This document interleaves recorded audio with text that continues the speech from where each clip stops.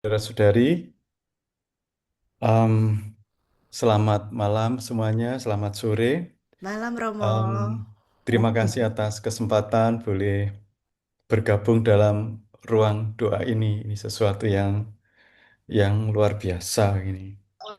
Em, Sore malam hari ini kita hendak belajar tentang eh, doa orang benar itu besar kuasanya. Itu di doa orang benar.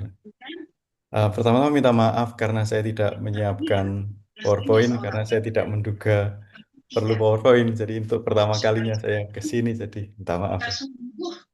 Em, Baiklah, Bapak Ibu Saudara-saudari, dalam sehari itu sebenarnya berapa kali kita berdoa?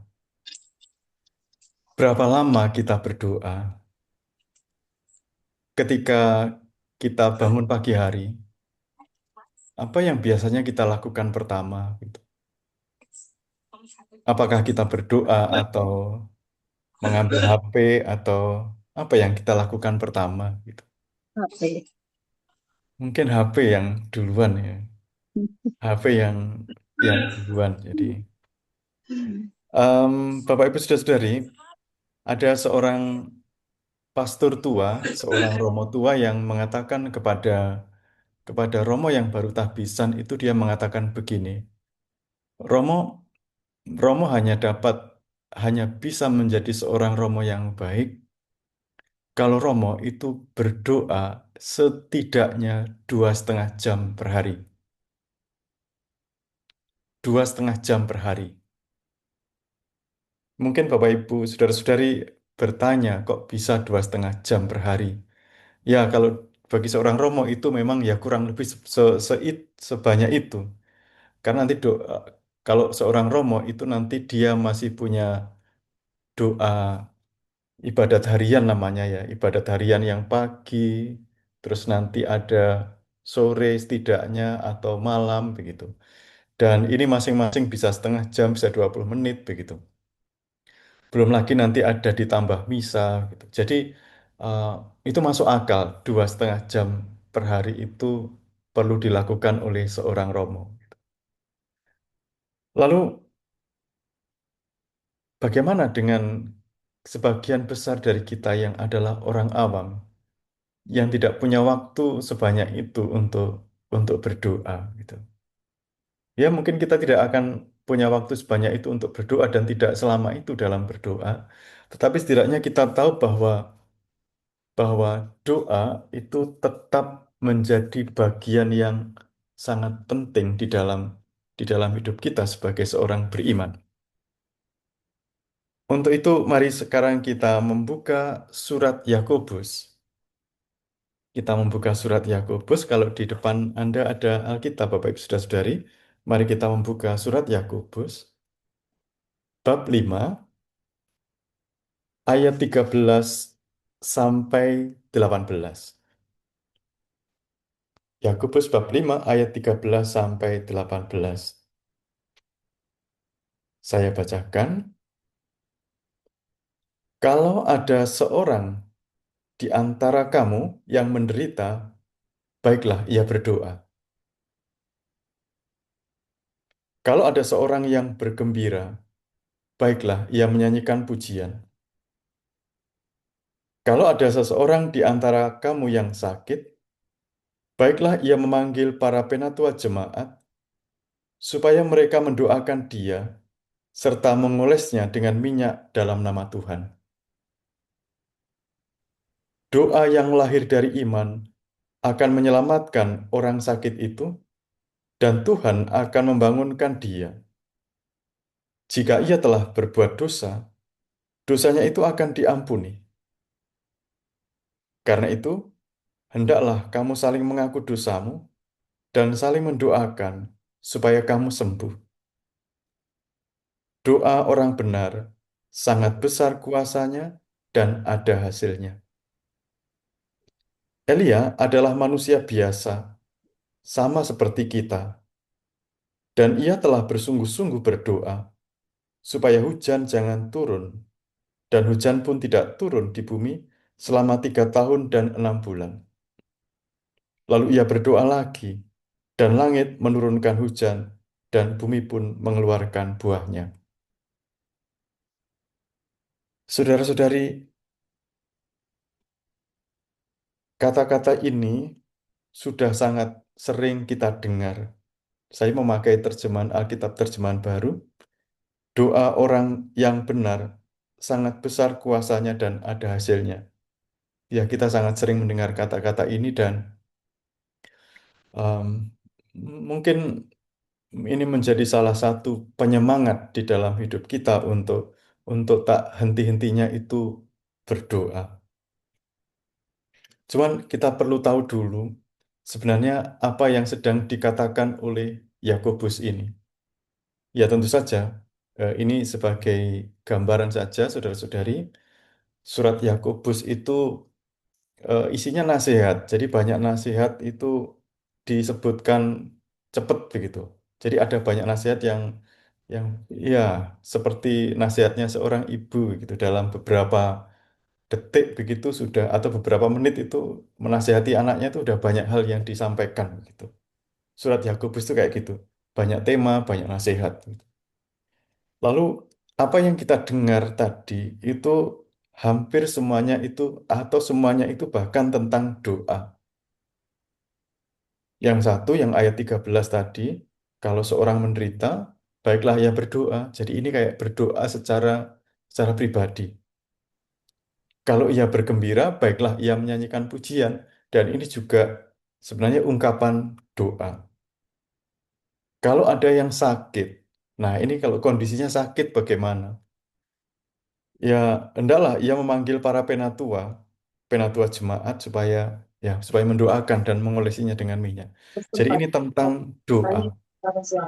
Lalu juga tentang doa untuk ini ya, em, saling mendoakan. Tadi disebutkan saling mendoakan juga, saling mengaku dosa gitu. Jadi ini doa untuk teman gitu. Lalu yang di bagian terakhir itu tadi disebutkan tentang contoh orang benar yang berdoa, yaitu disebutkan tadi adalah Elia. Saudara-saudari, mengapa kita perlu berdoa? Mengapa kita perlu berdoa? Rasul Yakobus itu tahu persis bahwa orang memiliki persoalan, orang menderita. Tadi yang Bapak Ibu sebutkan di intensi itu juga ada sebagian itu yang berkenaan dengan penderitaan, yang sebagian itu berkenaan dengan persoalan, walaupun juga ada ucapan syukur gitu. Kalau orang menderita, kalau orang sedang dalam persoalan, itu ada ada godaan besar itu untuk menjadi tidak sabar gitu, untuk tidak sabar. Lalu ada orang lain lagi kalau misalnya orang itu di daerah Surabaya begitu, em, atau di daerah Malang begitu, nanti kalau sedang menderita atau kesulitan apa, nanti ada godaan besar untuk pergi ke Gunung Kawi misalnya gitu, ke Gunung Kawi. Atau yang lain lagi kalau sedang menderita itu ada godaan yang besar untuk cari orang pinter misalnya gitu, cari orang pinter gitu. Jadi em, semacam itu. Ada upaya-upaya untuk mencari jalan keluar yang sebenarnya itu bukan bukan Tuhan gitu. Bahkan saudara-saudari, kalau orang menderita itu nanti ada godaan yang sangat besar untuk mempertanyakan kebaikan Tuhan dan juga kebaikan sesama.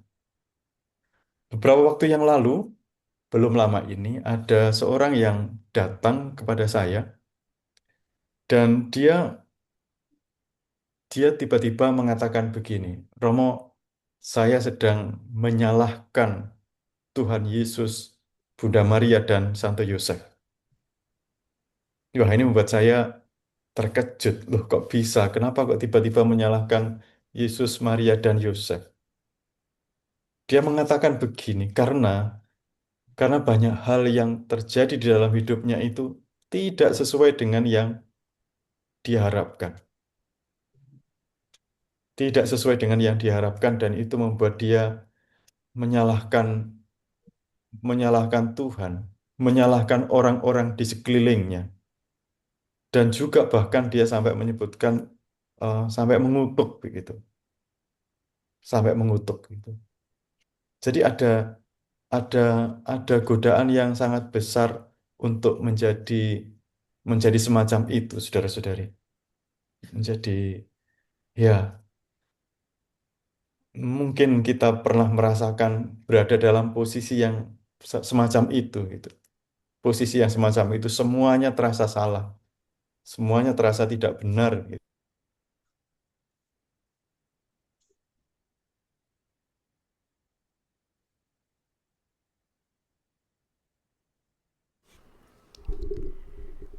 Romo freeze ya.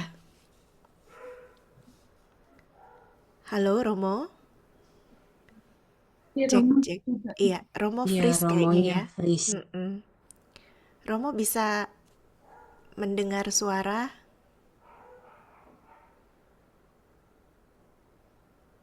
Bisa jadi Romonya keluar dulu masuk lagi deh. Mm-mm. Iya kayaknya nih.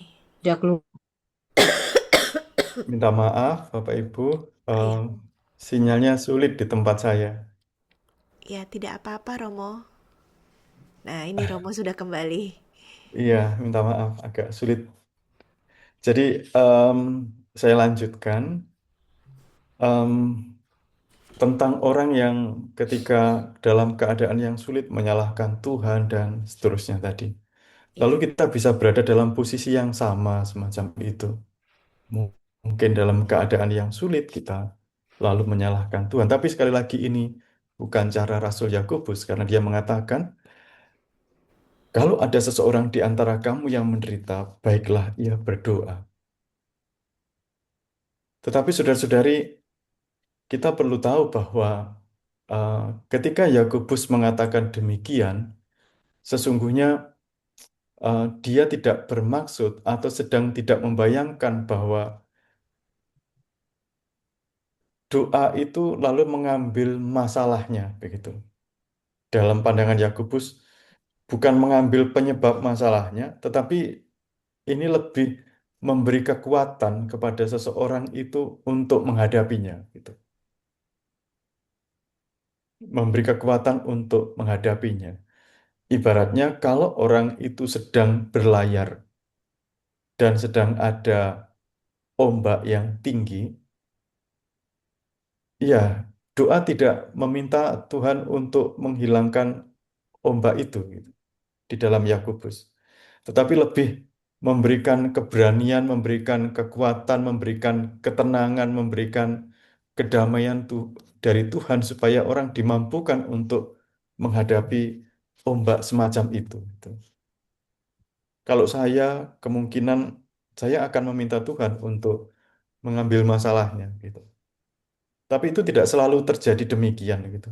Kalau ingat kita yang dikatakan oleh Paulus ya, Paulus kan pernah juga dia mengatakan, aku pernah meminta kepada Tuhan untuk mengambil itu seperti duri dalam dagingku itu kelemahannya dia.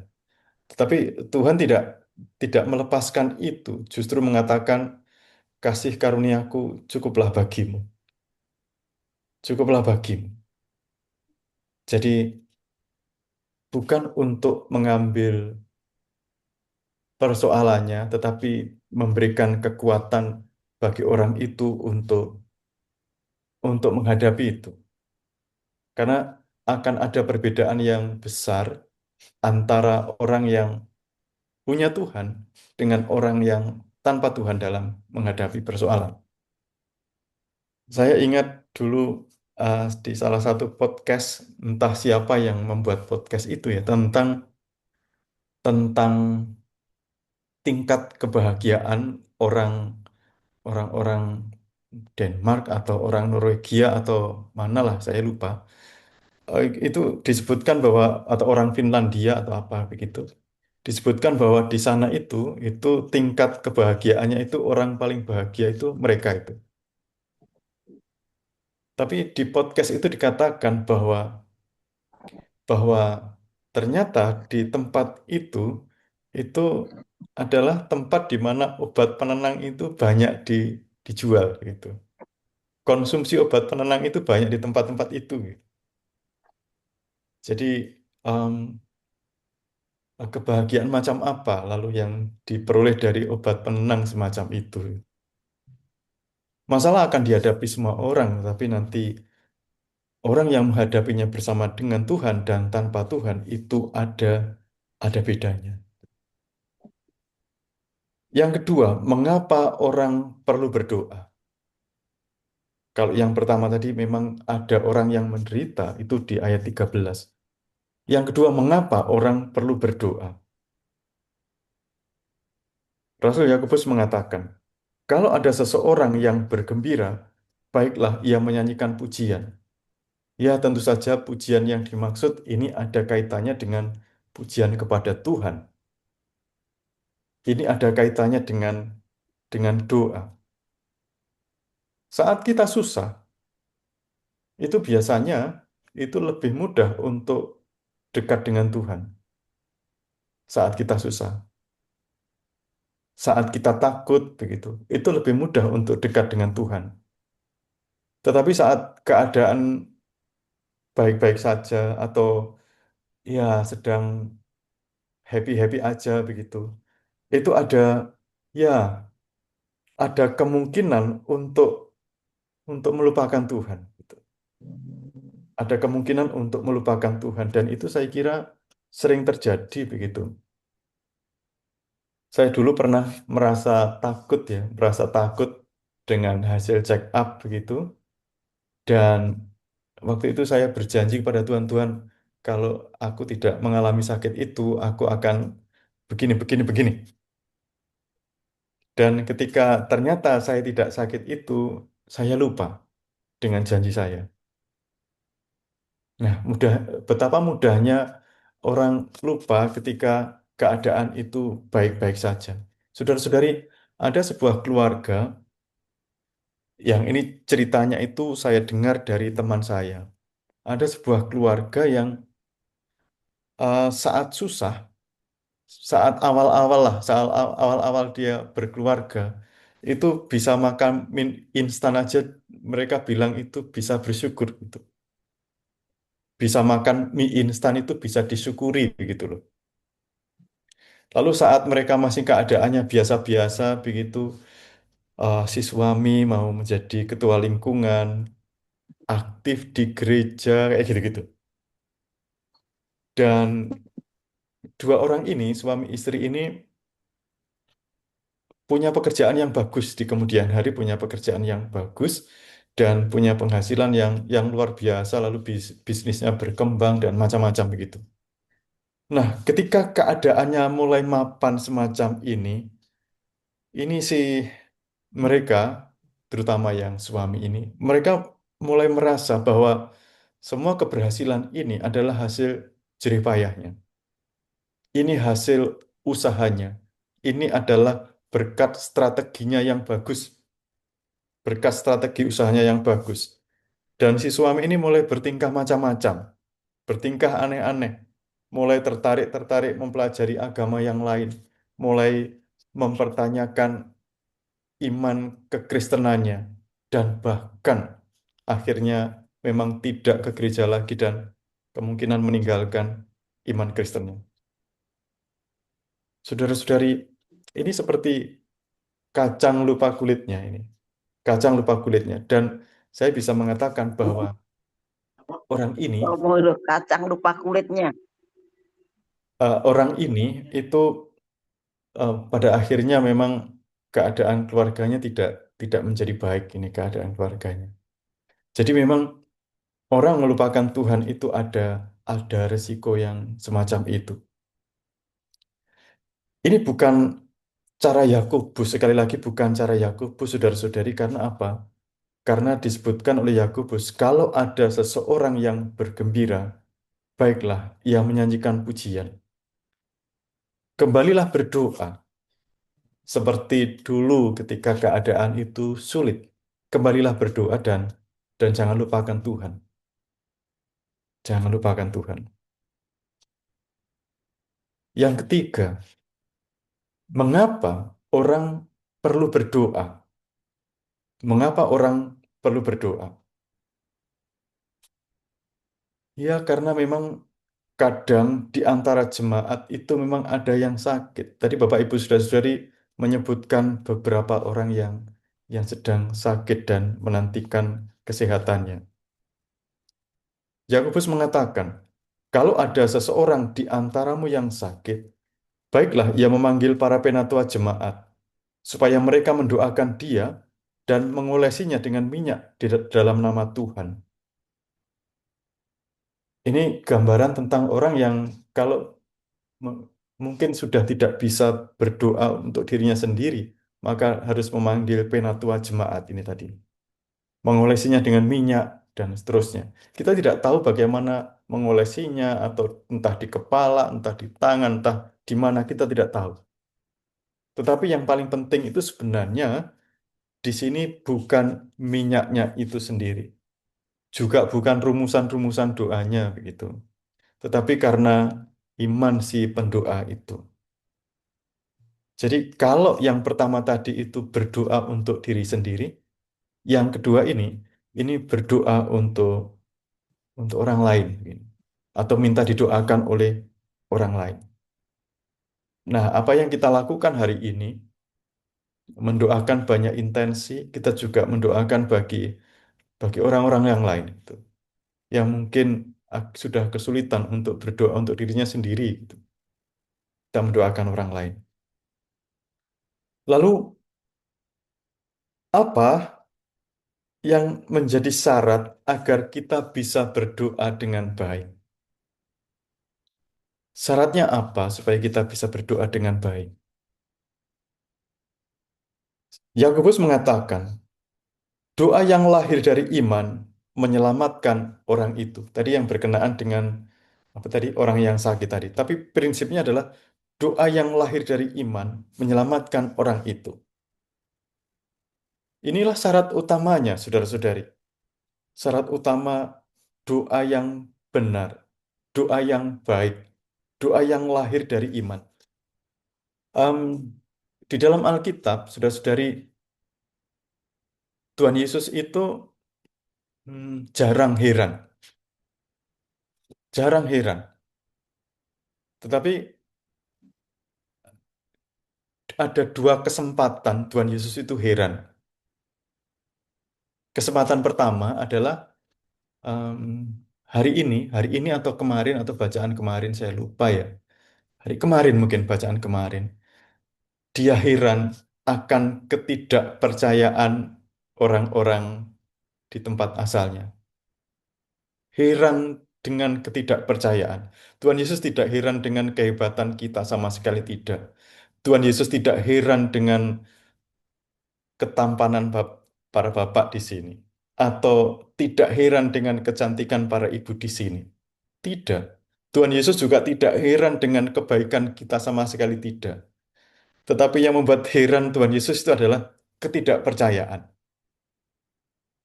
Dan di kesempatan yang lain lagi, em, ketika ketika masih ingat ada perwira Romawi yang mengatakan, Tuhan, Engkau tidak perlu datang ke rumahku karena aku tidak layak menerima Engkau datang ke rumahku. Dan itu juga membuat Tuhan Yesus itu heran. Belum pernah dia menemukan iman sebesar ini di antara orang-orang Israel.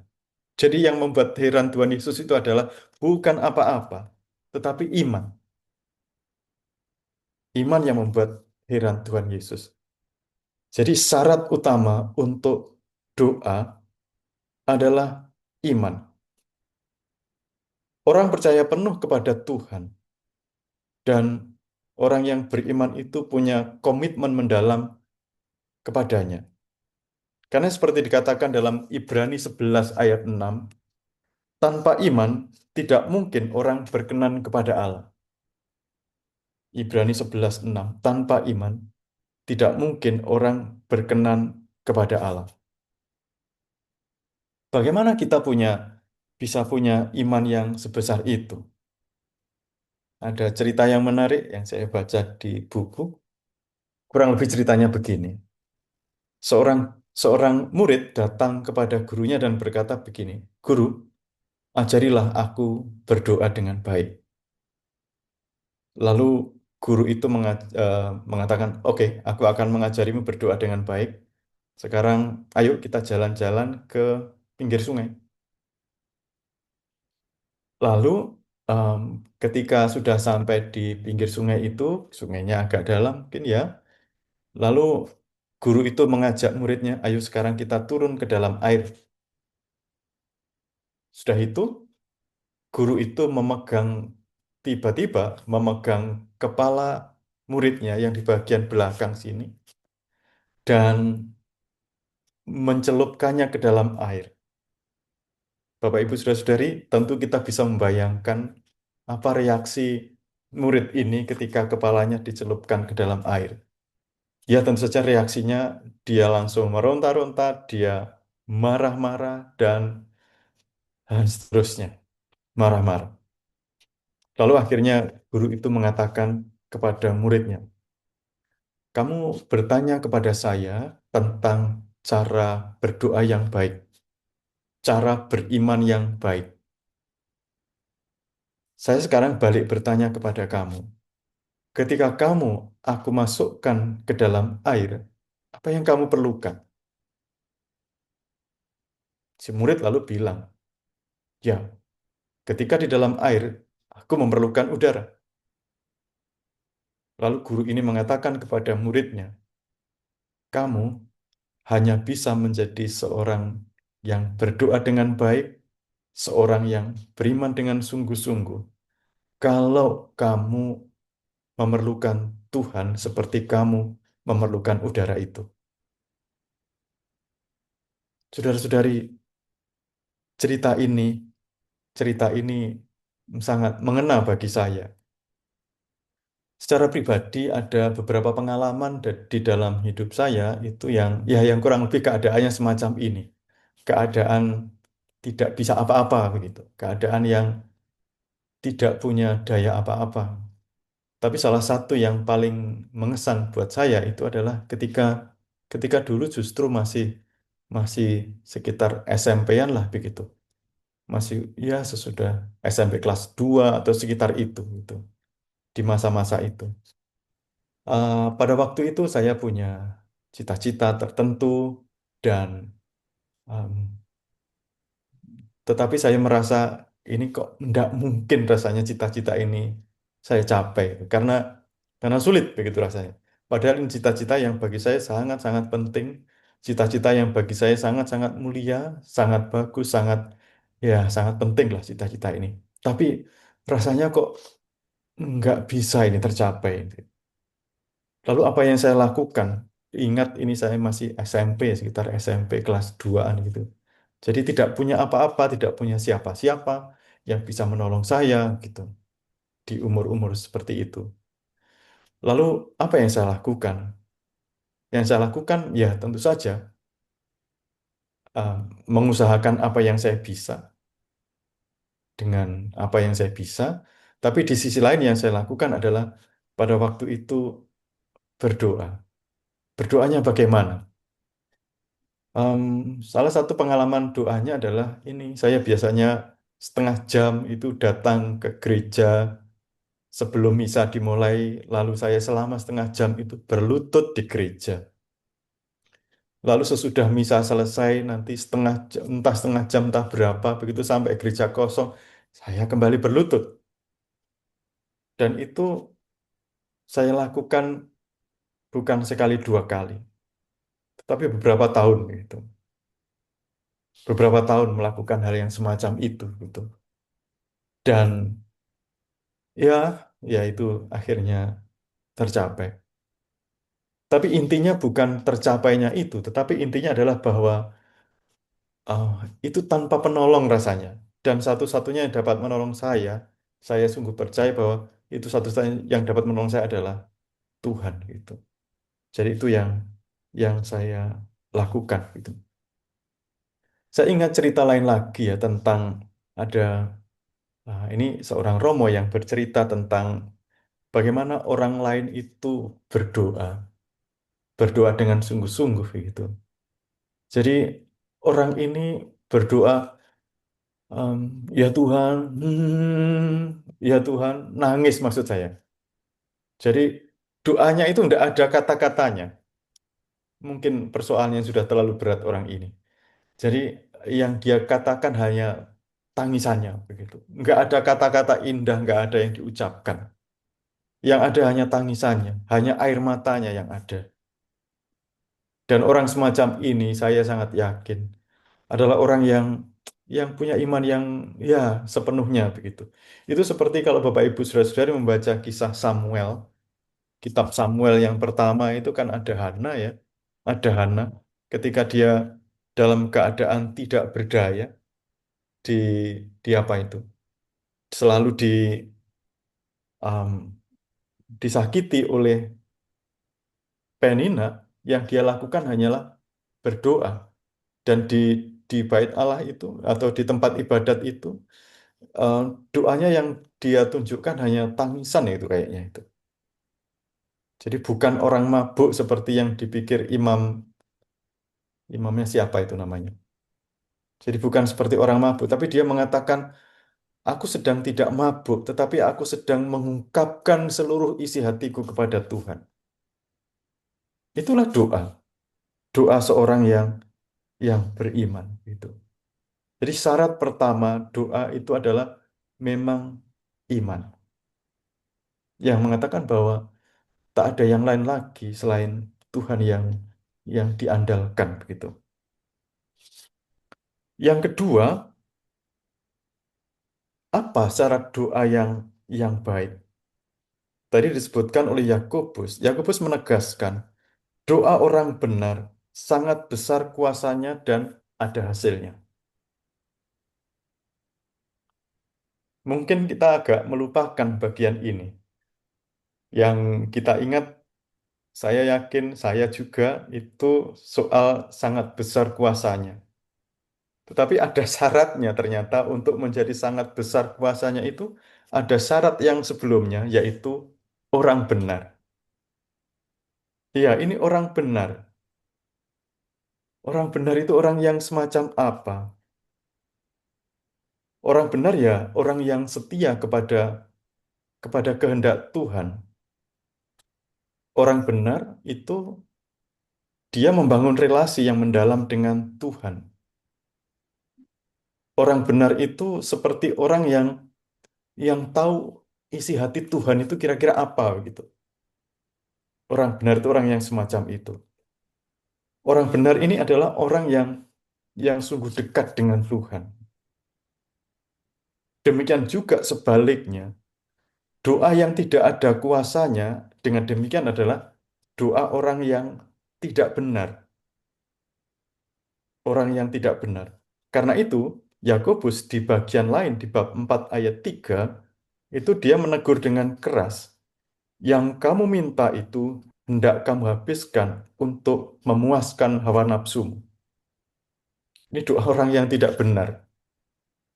Hanya untuk itu ya. Motif-motif yang tidak murni itu akan kerap kali menggagalkan doa kita. Motif yang tidak murni akan menggagalkan doa kita. Saudara-saudari, ya tentu saja doa orang benar itu akan berbeda dengan doa orang yang sok kenal, sok dekat dengan Tuhan. Berbicara dengan Tuhan saja kadang-kadang nanti tiba-tiba butuh apa baru minta kepada Tuhan. Ini sok kenal, sok dekat begitu. Jadi orang semacam ini nggak akan mengerti isi hati Tuhan itu kayak apa, nggak akan mengerti.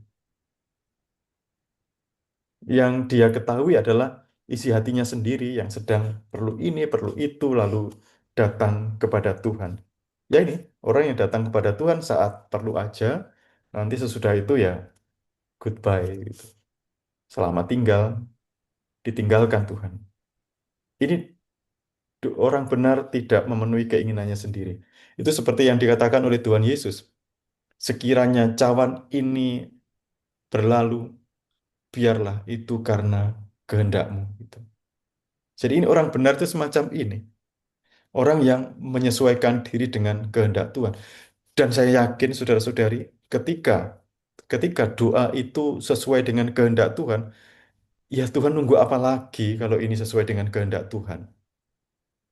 Kalau itu sesuatu, sesuatu yang baik, sesuatu yang sesuai dengan kehendak Tuhan, nunggu apa lagi Tuhan? Kalau tidak sesuai dengan kehendak Tuhan, ya ibaratnya seperti anak kecil minta pisau, lalu masa orang tua akan memberikan pisau? Ya nanti pisau itu akan diberikan pada waktunya ketika anak ini memang sudah dewasa, sudah tahu fungsinya pisau itu untuk masak gitu. Baru akan diberikan. Saudara-saudari, banyak pengkhotbah itu mengatakan ini prinsip sebutkanlah dan klaimlah.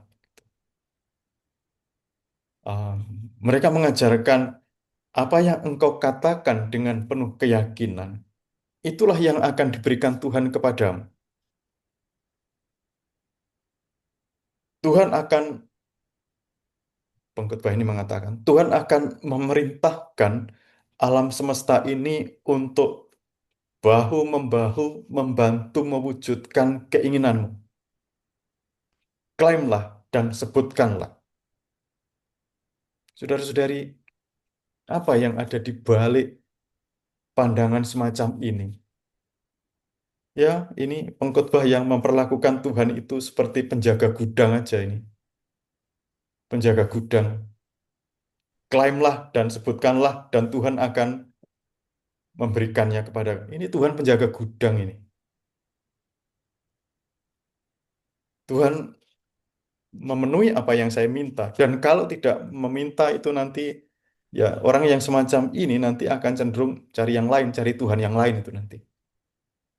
Cari Tuhan yang lain. Dan repotnya, pengkhotbah dengan yang punya pengajaran yang semacam ini pengikutnya banyak, gitu. Pengikutnya banyak. Padahal Tuhan Yesus tidak pernah mengatakan klaimlah atau sebutkanlah dan klaimlah. Yang dikatakan Tuhan Yesus adalah apa? Ketoklah pintu, maka akan dibukakan. Tapi lagi-lagi ini pun juga yang sesuai dengan kehendak Tuhan. Suatu ketika ada seseorang yang menyentuh mobil mewah, um, dan dia mengatakan dengan suara yakin dia bilang, dalam nama Yesus, aku akan memiliki mobil seperti ini. Dalam nama Yesus. Ya inilah dampak sebutkanlah dan klaimlah ini. Dampaknya kayak gini nih saudara-saudari.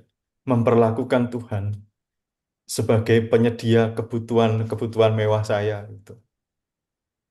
Nama Tuhan kayak dipakai sebagai jimat agar keinginan-keinginan saya terpenuhi. Ini bukan cara Yakobus. Bukan untuk ini orang orang berdoa. Hanya doa orang benar yang lurus hatinya yang akan terkabul. Yakobus tadi memberikan teladan um, tentang orang benar ya. Teladannya adalah Elia. Elia tadi disebut oleh Yakobus sebagai manusia biasa seperti kita gitu. Artinya kalau disebut manusia biasa seperti kita, Elia itu juga terbatas, saudara-saudari. Dan kita tahu kalau membaca kitab Raja-Raja, Elia itu menghadapi tantangan yang sebenarnya sangat berat. Dia harus mengatasi atau mempertobatkan rakyatnya atau orang Israel pada waktu itu yang sedang hobi dengan penyembahan berhala. Dan hobinya ini didukung oleh Raja Ahab dan juga istrinya Isabel. Wah, ini Elia menghadapi persoalan yang sangat rumit ini karena yang dihadapi adalah raja sendiri. Raja sendiri. Dalam keterbatasannya, saudara-saudari, Elia itu sebenarnya hampir-hampir saja putus asa. Hampir-hampir saja putus asa dia. Dan namun ini di mana Elia ini sebagai orang benar. Jadi dalam keadaan yang hampir putus asa itu, Elia tetap saja ikut apa yang dikatakan oleh Tuhan. Ini orang benar tuh kayak gini nih. Melalui Elia nanti Tuhan memang pada akhirnya itu tadi disebutkan oleh surat Yakobus tadi menurunkan hujan. Itu kenapa kok hujan diturunkan? Kenapa kok sebelumnya tidak gitu? Ya karena sebelumnya itu Tuhan memang sedang menghukum Israel itu. Tapi kemudian menurunkan hujan itu juga berkat doa Elia ini. Saudara-saudari, jika doa orang seperti Elia itu besar kuasanya, dia orang biasa, maka sebenarnya kita punya kesempatan yang sama untuk punya punya punya doa yang ada kuasanya itu. Tapi memang syaratnya itu yang pertama iman dan yang kedua adalah orang benar itu tadi. Elia juga bersungguh-sungguh tadi dikatakan oleh surat Yakobus. Dia doanya sungguh-sungguh. Orang yang sudah sedekat Tuhan aja berdoanya sungguh-sungguh gitu. Apalagi kita. Orang yang diutus Tuhan aja itu doanya sungguh-sungguh. Apalagi kita, ini kita butuh lebih sungguh-sungguh lagi untuk berdoa itu. Lalu soal hasil, kalau di terjemahan apa namanya Alkitab terjemahan baru itu disebutkan ada hasilnya. Soal hasil, kapan hasil doa ini kelihatan?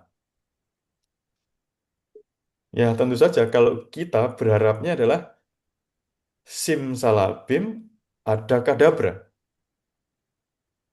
Celing lalu semuanya ada begitu. Harapannya begitu. Berdoa langsung terjadi gitu.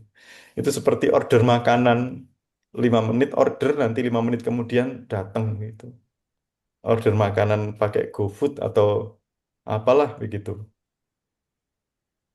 Tapi cara semacam ini bukan caranya Tuhan kerap kali, saudara-saudari. Memang ada kesempatan-kesempatan tertentu bahwa orang sangat memerlukan dan pada saat itu juga terkabulkan. Tetapi cara-cara yang semacam itu biasanya tidak banyak cara semacam itu. Tuhan punya cara sendiri yang tidak terduga gitu. Kita tentu masih ingat saudara-saudari cerita tentang pengalaman Abraham. Tuhan pernah berjanji kepada Abraham untuk memiliki keturunan sebanyak bintang di langit atau seperti pasir di tepi laut. Sebanyak itu. Tetapi tahukah kita bahwa ketika Abraham itu sudah umur 100 tahun, sudah mati pucuk, sudah tidak kuat lagi, itu belum punya anak itu. Sudah 100 tahun. Sarah disebut mandul, gitu. Udah umur sekitar itu. Jadi bagaimana begitu? Bagaimana? Memang pada waktu itu Sarai itu memilih jalan pintas. Jalan pintasnya apa? Jalan pintasnya adalah em, ini, ambillah budakku dan dapatkanlah anak dari dia. Budaknya adalah Hagar. Tapi itu bukan yang dimaui Tuhan, saudara-saudari. Bukan yang dimaui Tuhan. Anaknya kan Ismail gitu. Nanti memang pada akhirnya, ya tetap saja Abraham akan punya anak, anaknya Ishak itu. Lalu bagaimana dengan anak yang janjinya itu keturunan sebanyak bintang di langit atau di pasir di tepi laut? Yaitu memang akan terpenuhi, tetapi bukan pada zamannya Abraham. Tuhan tidak ingkar janji, nanti sesudah Abraham, nanti keturunan itu akan banyak itu. Israel akan banyak itu.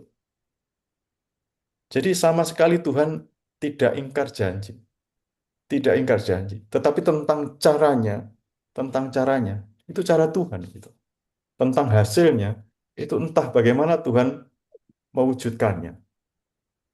Kalau kita kembali ke pengalaman Elia tentang kapan hasil itu segera kelihatan, kita ingat tentang bagaimana dia berdoa meminta hujan itu. Dia naik ke puncak Gunung Karmel, lalu dia membungkuk ke tanah dengan wajah di antara lututnya. Jadi sampai sujud ke ke tanah begitu. Lalu dia juga berdoa dengan gigih. Ketika nanti apa namanya itu kok tidak langsung muncul hujannya, Elia tidak menyerah. Ia mengecek ke arah laut itu sebanyak 7 kali begitu. Bayangkan itu 7 kali bolak-balik ke laut itu artinya sesuatu yang tidak segera terjadi gitu. Baru pada kali ketujuh pelayan Elia ini melihat awan kecil sebesar telapak tangan yang muncul dari laut. Bayangkan awan kecil aja gitu. Lalu sesudah itu baru ada langit gelap, ada awan, ada angin bertiup kencang, dan sesudah itu baru hujan lebat itu pun turun. Saudara-saudari, untuk orang seperti Elia pun doanya itu ada prosesnya, tidak segera dikabulkan. Dan sekali lagi, Halo, semuanya bergantung halo, sudah di kepada depan ya? cara Tuhan. Elia tekun dan Ada gigih mobil putih. berdoa. Ya, Seberapa tekun kita gigih berdoa, saudara-saudari. Ketika kita minta kepada Tuhan dengan buru-buru, bisa saja Tuhan nanti berkata, nanti dulu, nanti dulu. Tuhan tidak bergantung kepada deadline kita. Kalau kita punya deadline, dia tidak bergantung pada deadline kita. Tetapi satu hal yang pasti, walaupun dia tidak tergantung pada deadline kita, dia tahu yang terbaik untuk kita. Dia tahu yang terbaik untuk kita. Saudara-saudari, saya ingin mengakhiri renungan ini dengan sebuah cerita, cerita agak panjang. Mungkin beberapa dari Anda pernah berziarah ke Israel. Salah satu tujuan ziarah yang ditawarkan itu adalah Hah? namanya Gereja Simon si Penyamak. Ini adanya di Mesir ini. Tempat ini, gereja ini memang tidak ada di dalam Alkitab, tetapi ini menarik minat banyak orang. Ya, ini kaitannya ada dengan Simon si penyamak itu. Ini berbeda ya Bapak Ibu Saudara-saudari. Di Alkitab, di Kisah Para Rasul 9-10, itu juga ada nama Simon si penyamak. Tapi ini juga ada nama Simon si penyamak, tapi dari abad ke-10 Masehi. Nah, ini orang yang lain. Apa yang terjadi? Jadi pada abad ke-10, itu sebenarnya di daerah Mesir sana, itu sering terjadi dialog antar agama yang difasilitasi oleh pemerintah setempat. Dialognya itu berlangsung positif, berlangsung kondusif gitu ya, awalnya positif dan kondusif. Suatu hari dialog yang baik itu berubah menjadi persoalan yang serius. Kenapa dialog yang baik ini berubah menjadi persoalan yang serius? Karena yang dibahas itu adalah Matius 17 ayat 20. Disebutkan di sana, sesungguhnya sekiranya kamu mempunyai iman sebesar biji sesawi saja, kamu dapat berkata kepada gunung ini, pindah dari tempat ini ke sana. Maka gunung ini akan pindah dan tidak akan ada yang mustahil bagimu. Ini kata-kata Tuhan Yesus ya, untuk murid-muridnya. Gunungnya pindah kalau kamu punya iman sebesar biji sesawi saja. Lalu persoalannya muncul di sini. Rekan diskusinya itu menuntut pembuktian. Kalau tidak salah ingat, kalau tidak dapat membuktikan kebenaran firman ini, mereka harus pergi dari tempat itu. Mereka harus pergi dari tempat itu. Lalu disepakati yang harus dipindahkan itu adalah sebuah bukit yang bernama Mokatam. Bukit Mokatam ini terletak di sebelah tenggaranya Kairo. Pemimpin gereja pada waktu itu di tempat itu namanya Patriark Abraham, ini pemimpin gereja Koptik pada waktu itu. Dia bersusah hati menghadapi tantangan ini. Lalu dia mengumpulkan para uskup, lalu juga pemimpin umat lainnya di gereja gantung. Jadi ada sebuah gereja yang namanya gereja gantung. Situs ini yang sekarang ini menjadi gereja gantung itu, konon itu dulu adalah tempatnya Yesus, Maria, dan Yosef ketika mereka mengungsi ke Mesir. Itu katanya tempatnya adalah di situ, lalu menjadi gereja. Patriark em, menyerukan doa dan puasa di gereja gantung itu. Lalu, apa yang terjadi?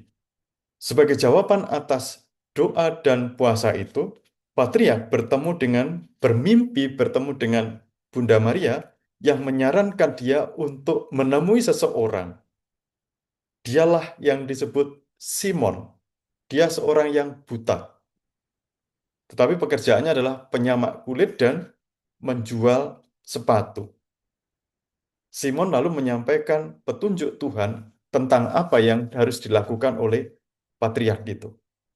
Maka pada hari pembuktian, saat fajar, umat, para pemimpin umat, uskup, patriark, dan juga orang-orang yang menuntut bukti tadi, itu semuanya berkumpul.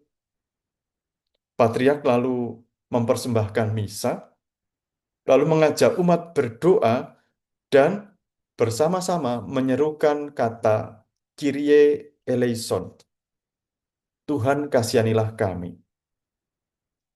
Suasananya begitu menggetarkan. Jadi Kyrie eleison 400 kali, 100 kali menghadap ke timur, 100 kali menghadap ke selatan, 100 kali menghadap ke barat, 100 kali menghadap ke utara. Sesudah mengucapkan Kyrie eleison sebanyak itu tadi, tiba-tiba terjadilah gempa bumi. Tanah bergerak. Itu seperti kalau di YouTube itu ada, misalnya tanah itu bergerak seperti di atas air itu kayak berpindah begitu. Tanahnya berpindah. Bukit Mokatam berpindah. Bukan semeter, 2 meter, 3 meter. Tetapi hampir 5 kilometer. Berpindah dari tempat semula dan mujizat pun terjadi. Itu yang dikisahkan kenapa banyak orang mengunjungi apa itu gereja Simon si Penyamak. Ada kisah mujizat yang besar ini gitu. Ya, kita tidak tahu ini dari abad ke-10 ya. Dari abad ke-10 cerita ini. Tapi setidaknya cerita itu terpelihara sampai sekarang dari orang yang tidak punya penolong apa-apa itu selain Tuhan itu. Kalau cerita ini benar, ya ini tanpa penolong orang-orang ini. Bahkan Patriark Abraham tidak punya siapa-siapa, tidak bisa melakukan apa-apa. Yang bisa dilakukan adalah berdoa, Tuhan kasihanilah kami. Kyrie eleison. Saudara-saudari, doa yang keluar dari iman yang kuat menjadikan segala sesuatu yang tidak mungkin itu menjadi mungkin. Bahkan iman dari seorang yang terbatas, iman dari seorang yang buta begitu, itu ternyata mampu memindahkan gunung. Doa orang benar ada kuasanya dan juga ada hasilnya. Saudara-saudari, marilah kita tetap menjadi pendoa, tidak putus-putusnya untuk berdoa. Karena apa? Karena pertolongan Tuhan masih terjadi hingga saat ini. Memang mujizat tidak selalu terjadi dalam hal-hal besar seperti memindahkan bukit Mokatam semacam ini, tetapi juga terjadi sesungguhnya dalam keseharian kita. Jika kita peka, sebenarnya kita tahu ada mujizat-mujizat kecil yang terjadi di dalam hidup kita. Karena Tuhan memelihara kita, Tuhan mengasihi kita. Dan sekali lagi, cara doa yang disampaikan oleh Yakobus kali ini adalah tentang iman yang membutuhkan Tuhan lebih dari apapun dan juga yang kedua itu menjadi orang yang benar. Itu kira-kira Bapak Ibu Saudara-saudari renungan kita pada malam hari ini. Terima kasih sudah mendengarkan tanpa PowerPoint. Baik, terima kasih, saya kembalikan ke Iya, terima moderator. kasih Terima Romo, kasih. amin. Terima kasih Romo Iswadi untuk renungan yang sudah Romo sampaikan kepada kami tentang kuasa doa yang sungguh luar biasa ya Romo ya. Memberikan kita suatu peneguhan buat iman kita untuk semakin bisa berusaha berjuang nih Romo untuk menjadi orang benar ya Romo ya. Sehingga doa-doa kita bisa dikabulkan oleh Allah. Terima kasih Romo. Romo, dalam acara ini kita agak lain nih Romo. Jadi kita foto dulu baru tanya jawab ya. Karena Pak Gunawan sudah aturnya seperti itu. Jadi silakan yang bertugas foto Baik. baru kita akan lanjutkan tanya jawab. Thank you, Bu Rofi. Iya. Mari kita buka kamera dan berikan senyuman sebagai tanda iman kita. Satu. Romo hari ini banyak. Dua.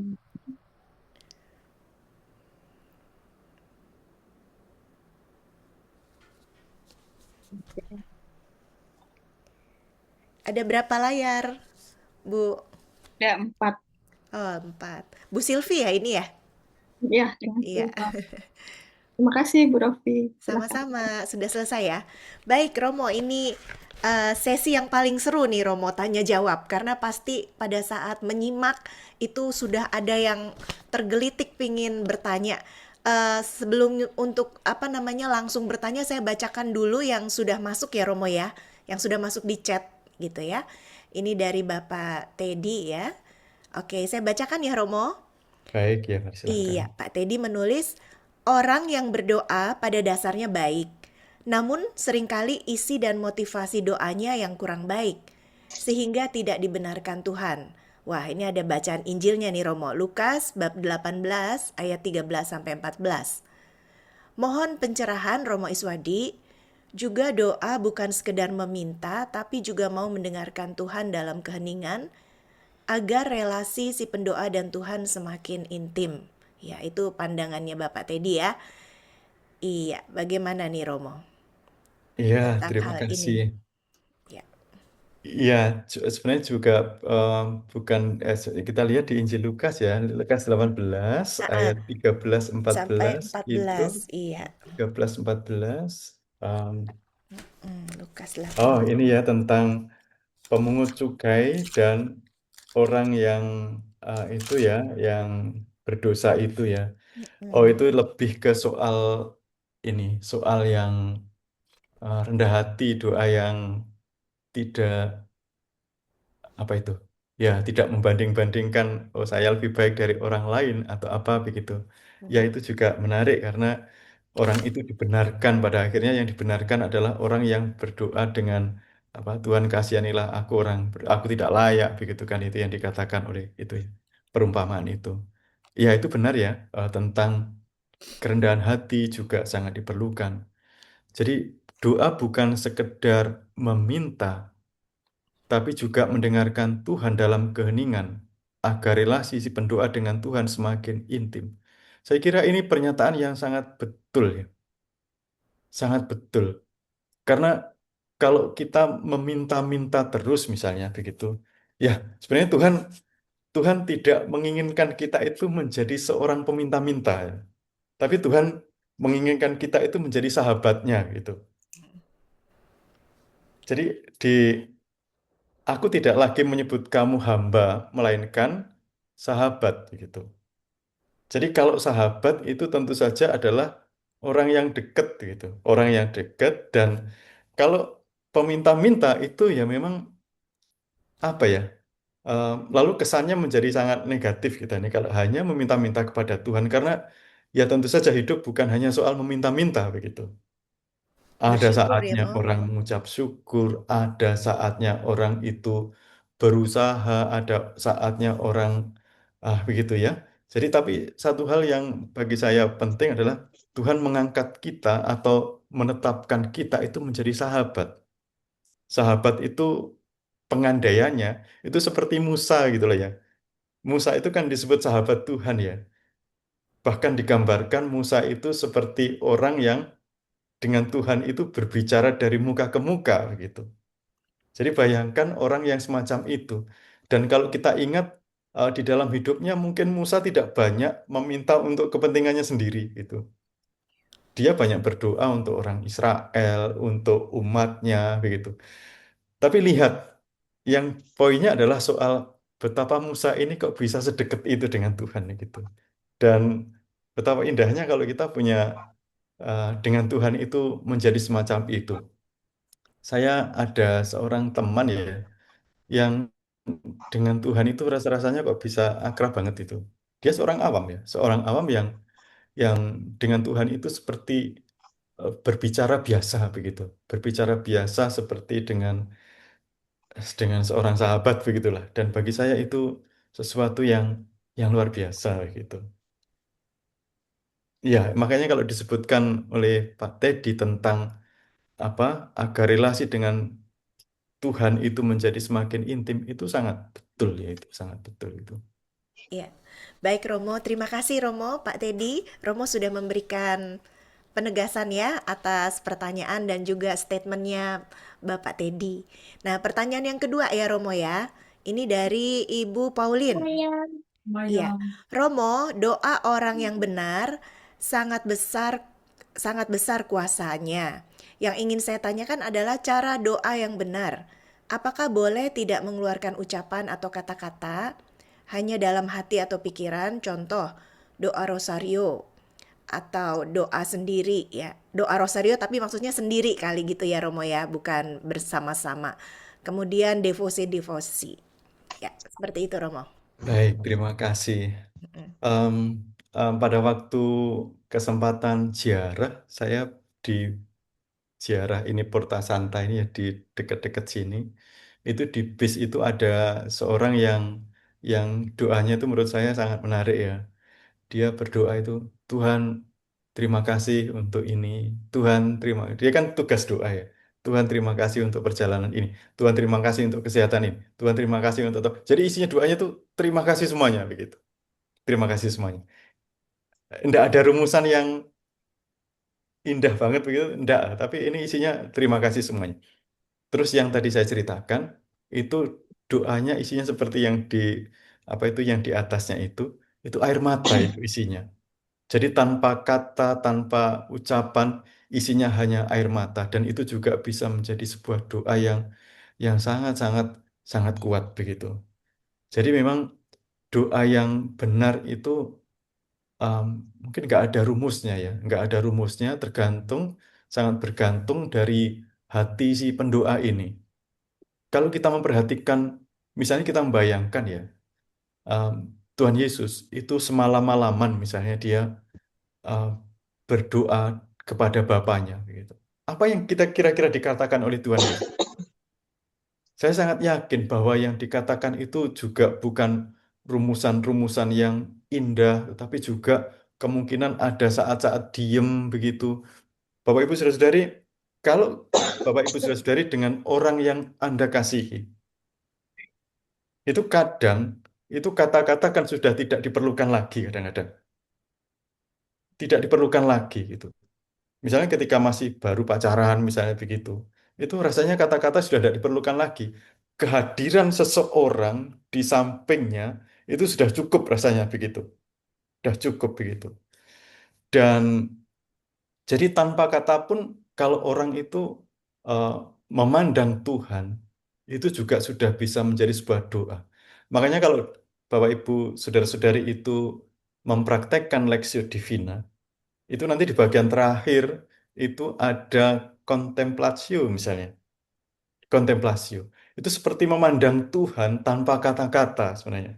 Tapi itu sebuah ungkapan doa sebenarnya. Memandang Tuhan tanpa kata-kata. Bersama dengan Tuhan yang adalah segala-galanya bagi dia pada saat itu. Dan itu sudah udah cukup, sudah rasanya sudah cukup, tidak perlu apa-apa lagi begitu. Makanya kalau dikatakan siapa oleh Santa Teresia Avila itu kan solo Dios basta begitu. Tuhan saja udah cukup begitu, udah cukup begitu. Solo Dios basta. Jadi tidak mengeluarkan kata pun tidak apa-apa. Yang penting ini dari hati ke hati yang sangat dekat dengan Tuhan dan itu sudah cukup rasanya. Iya, baik. Terima kasih Romo Iswadi. Memang ya Romo ya, dalam hal berdoa itu nggak ada rumusan ya Romo, karena memang dari hati kita kepada hati Tuhan ya, jadi masing-masing beda. Baik, apakah ada Bapak Ibu yang mau bertanya? Langsung buka aja, ini kesempatan yang sangat baik ya. Karena kan kita pasti sehari-hari berdoa nih Romo. Nah pasti kalau ada pertanyaan, yuk silahkan. Di open aja langsung audionya. Ada silakan atau resen juga boleh. Nah, ya silakan si Silva.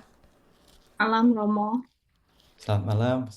Tadi kan menarik ya, di awal Romo membuka dengan ada orang yang lebih percaya benda-benda gitu. Jadi tidak langsung ke Tuhan. Nah, itu cara cara mengajak orang-orang seperti itu untuk lebih percaya, lebih pede gitu ya terhadap persahabatannya dengan Tuhan itu bagaimana ya Romo? Jadi saya cerita, ada beberapa teman saya, dan saya sebenarnya kan saya bukan model orang yang suka reunian gitu. Nah dia bilang, Silva, saya harus ketemu kamu, saya harus ketemu tuh. Nah entah bagaimana saya bilang, kalau kamu mau ketemu saya di misa pagi aja, saya bilang. Nah setelah beberapa bulan, akhirnya dia sampai tuh di misa pagi di gereja di lingkungan saya. Nah di situ, terus berjalan gitu. Nah, terus ternyata teman saya itu sudah bertahun-tahun tidak ke gereja. Jadi tadi yang Romo sampaikan dia marah sama Tuhan gitu.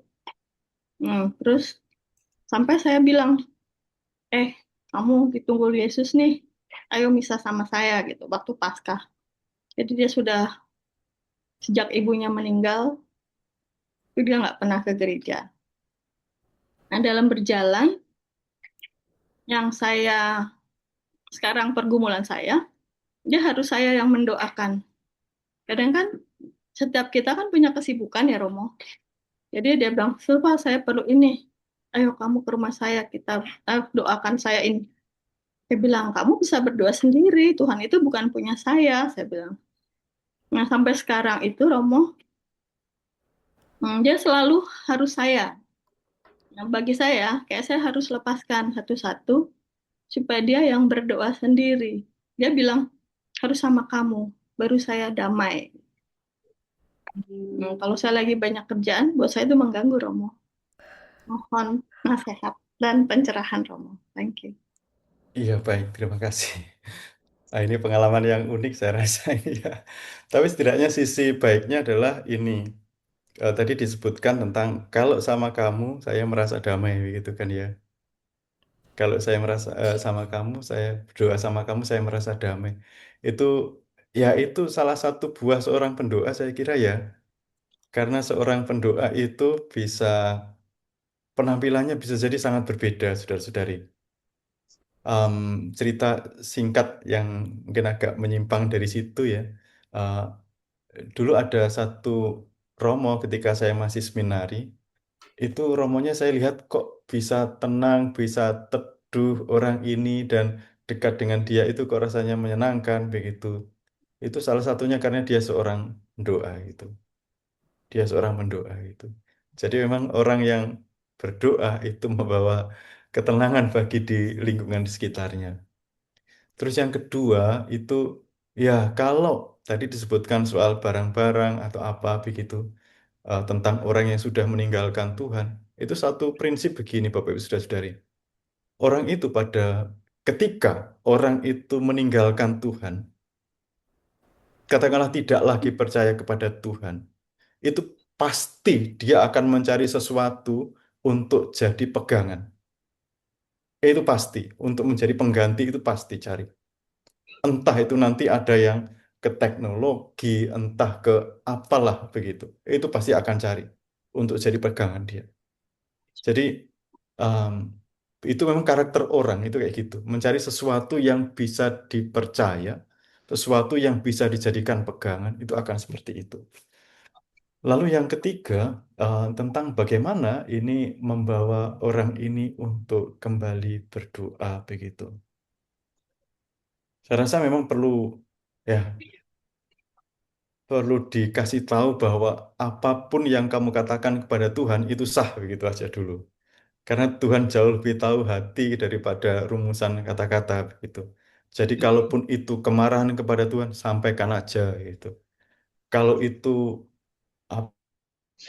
apa itu bahkan kalau itu pun sesuatu yang kata-kata yang kasar kepada Tuhan, sampaikan aja begitu. Tuhan jauh lebih tahu hatimu daripada kata-katamu. Kata-katamu tidak akan pernah menyakiti hati Tuhan, menyakiti Tuhan karena Tuhan jauh lebih melihat hati seseorang ini, hati yang sedang rapuh begini, hati yang sedang mungkin keras begini, Tuhan jauh lebih lebih melihat hal itu kalaupun dia masih kesulitan di awal-awal.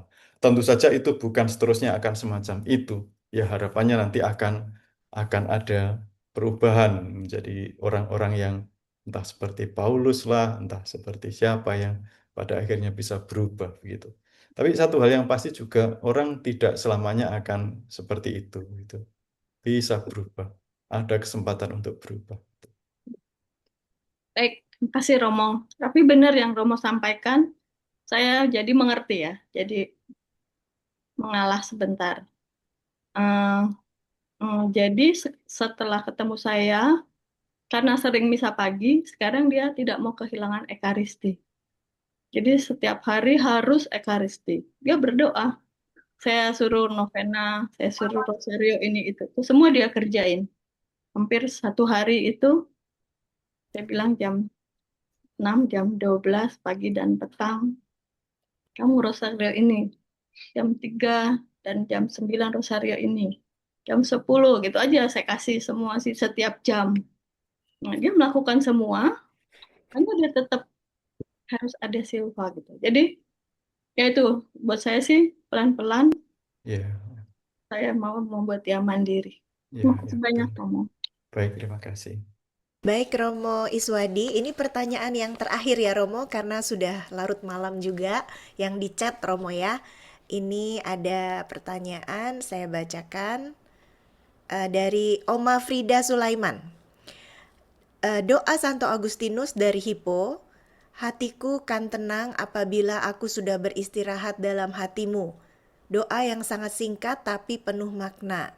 Romo mohon dikupas lebih dalam. Trims. Silakan Romo. Baik, terima kasih. Ya, ini ungkapan dari Agustinus yang sangat terkenal. Itu latar belakangnya adalah Agustinus itu juga orang yang mencari-cari kebahagiaan begitu, Bapak. Sudah mencarinya ke sana, kemari begitu. Sampai memang pada akhirnya dia menemukan Tuhan begitu. Lalu eh, ada kaitannya dengan ini ya, ada kaitannya dengan ungkapan ini. Dia mengatakan terlambat aku mengenalmu gitu. Jadi terlambat mengenal Tuhan gitu. Jadi kan indah ya. Jadi pengalaman Agustinus ini memang pengalaman yang indah, pengalaman dari orang yang sembarangan begitu lalu berubah menjadi seorang yang besar dan ini memang benar ini gelisah hatiku sampai dia beristirahat di dalam Engkau.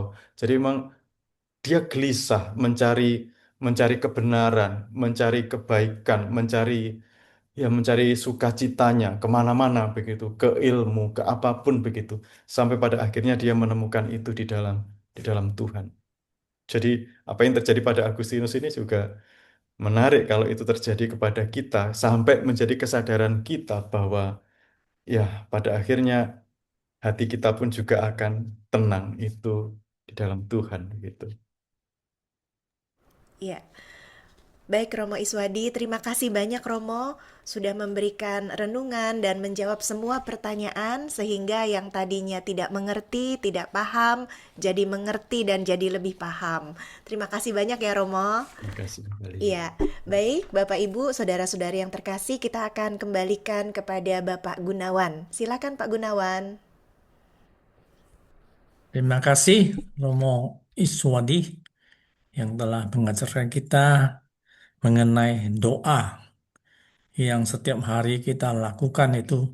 Mungkin kita orang Kristen tidak pernah meninggalkan doa. Baik pada waktu makan, pada waktu apapun, bangun tidur, mau tidur, itu semuanya, saya rasa kita semuanya ada doa walaupun singkat. Terima kasih doa apa Romo yang telah memberikan pencerahan sehingga menambah wawasan kami ini semuanya. Terima kasih juga kepada Ibu Raufi sebagai MC malam ini yang sangat bertugas dengan baik membantu kita semuanya sehingga acara ini bisa berjalan dengan lancar. Terima kasih Ibu Raufi. Juga terima kasih kepada semua petugas doa Koronka, baik Ibu Sulistiowati, Ibu Dewi Anggrani, Ibu Nancy Lydia, Ibu Melani Widiawati, Ibu Pauline, Ibu Bapak Teddy Petrus. Ini semuanya bukan dari satu paroki, tetapi dari segala penjuru. Ada yang dari Surabaya, ada yang dari Parepare, ada yang dari macam-macam ini. Jadi tepatnya. Jadi melalui Zoom ini kita bisa satukan semua orang. Menurut saya itu sangat indah dari Zoom. Kalau kita di paroki mungkin antara internal kita saja. Jadi kita bisa melebar sampai kemana-mana. Ya, sungguh sangat bagus. Juga saya mengajak Bapak Ibu yang juga ingin bersama-sama kami untuk menyebarluaskan firman Tuhan yang tidak mempunyai waktu, boleh memberikan persembahan kasihnya ke rekening BCA atas nama Regina Yoselin Lim dengan nomor rekening 504 028 5956. Saya ucapkan terima kasih kepada Bapak Ibu yang selalu memberikan persembahan kasih. Saya percaya Tuhan akan melihatnya dan Tuhan yang sendiri akan membalas dan memberkatinya. Terima kasih juga pada semua yang hadir pada malam hari ini. Terima kasih. Semoga dengan selalu mengikuti acara komunitas mujizat Karya Ilahi, mendengarkan firman-firman Tuhan, iman kita semakin diteguhkan. Terima kasih semuanya. Sedikit pengumuman, acara kita, ibadah kita seperti ini kita lakukan setiap Rabu malam jam 7.30 malam WIB. Jadi Bapak Ibu yang sudah mendapat linknya pada malam hari ini, mohon disimpan linknya apabila nanti tidak mendapat pengiriman selanjutnya di minggu-minggu yang akan datang. Terima kasih sekali lagi juga semua petugas Komki yang telah menyiapkan acara kita ini mulai dari slide, intensi doa, dan juga rekaman dan foto-foto. Terima kasih semuanya. Baik, kita segera akan menutup ibadah malam hari ini dengan doa penutup dan berkat oleh Romo Iswandi. Dipersilakan Romo. Baik, mari Bapak Ibu Saudara-saudari, pertama-tama terima kasih untuk kesempatan malam hari ini. Mari kita mengakhirinya dengan mohon berkat Tuhan. Dalam nama Bapa dan Putra dan Roh Kudus. Amin. Ya Bapa yang Maha Kuasa, di hadapan-Mu kami berdiri dengan hati rapuh, namun percaya. Bukan karena kekuatan kami, melainkan karena kasih-Mu yang setia menolong langkah kami. Ajarlah kami hidup dalam kebenaran, agar doa yang terucap lahir dari hati yang bersih. Sebab Engkau berjanji, doa orang benar besar kuasanya. Ketika kami berdoa, biarlah surga mendengar. Ketika air mata jatuh dalam keheningan, biarlah rahmat-Mu bekerja dalam diam yang penuh kuasa. Teguhkanlah kami untuk tetap setia, hidup benar di dunia yang penuh tantangan ini. Kami percaya ya Tuhan, doa yang lahir dari iman dan kebenaran tak pernah sia-sia, sebab di tangan-Mu doa menjadi kuasa yang mengubah segalanya. Kami serahkan keluarga kami, pelayanan kami, dan juga seluruh hidup kami ke dalam tangan-Mu dengan pengantaran Kristus Tuhan kami. Amin. Tuhan bersamamu. Dan bersama Semoga roh kita sekalian, seluruh keluarga dan pelayanan kita, diberkati oleh Allah yang Maha Kuasa, Bapa dan Putra dan Roh Kudus. Amin. Terima Terima kasih kasih Romo. Romo, Selamat sekali lagi terima malam. kasih. Terima kasih Romo Saudara-saudari. Iswadi. Terima kasih Selamat Bapak malam Ibu. semuanya. Terima Romo. kasih. Terima Terima kasih. kasih kasih Romo.